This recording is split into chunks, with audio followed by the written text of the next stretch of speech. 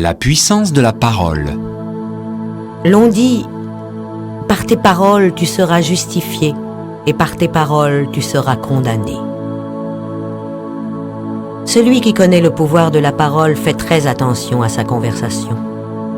Il lui suffit de surveiller les réactions causées par ses paroles pour savoir qu'elles ne retournent point à moi sans effet. Par sa parole, l'homme se crée sans cesse à lui-même des lois. J'ai connu quelqu'un qui disait « Je manque toujours l'autobus qui invariablement passe au moment où j'arrive. » Sa fille, elle, disait « J'attrape toujours l'autobus, il arrive régulièrement en même temps que moi. » Et cela continua pendant des années. Chacun établit une loi pour soi, l'une d'échec, l'autre de réussite. Voilà l'explication psychologique des superstitions. Le fer à cheval, le poil d'éléphant n'ont en eux-mêmes aucun pouvoir.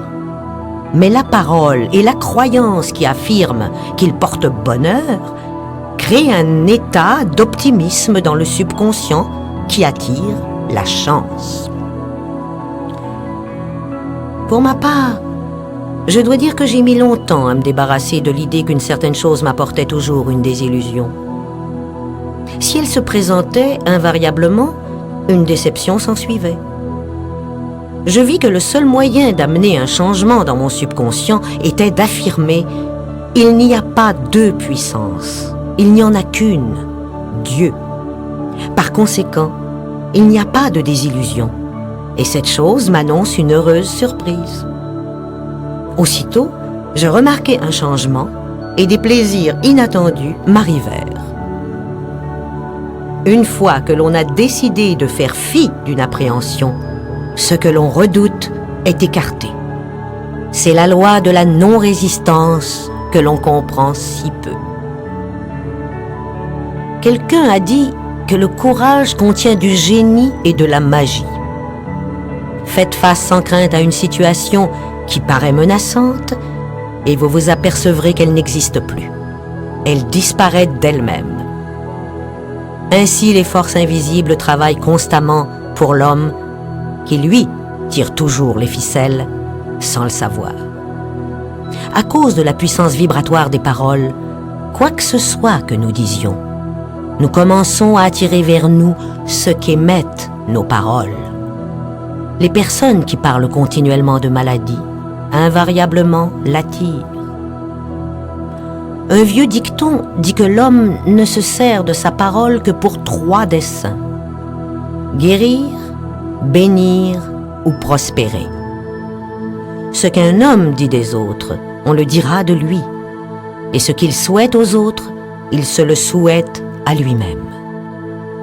Si un homme souhaite de la malchance à quelqu'un, il est sûr de s'en attirer à lui-même. S'il souhaite aider quelqu'un à réussir, il souhaite son propre succès et s'y aide lui-même. Le corps peut être renouvelé et transformé par la parole et une claire vision, et la maladie complètement effacée du conscient. Le métaphysicien sait que toute maladie a sa correspondance mentale et que pour guérir le corps, il faut d'abord guérir l'âme. C'est le subconscient, l'âme, qui doit être sauvée des pensées négatives. Dans le psaume 23, nous lisons « Il restaure mon âme ». Cela veut dire que le subconscient, l'âme, doit être restauré par les idées justes. Le mariage mystique est celui de l'âme et de l'esprit, c'est-à-dire du subconscient et du superconscient. Il faut qu'ils soient unis. Lorsque le subconscient est rempli des idées parfaites du superconscient, l'esprit divin et l'homme ne font plus qu'un. On peut dire que toute maladie, tout malheur proviennent de la violation de la loi d'amour. Je vous donne un nouveau commandement. Aimez-vous les uns les autres. Or, dans le jeu de la vie, l'amour, c'est-à-dire la bonne volonté, gagne toute l'élevée.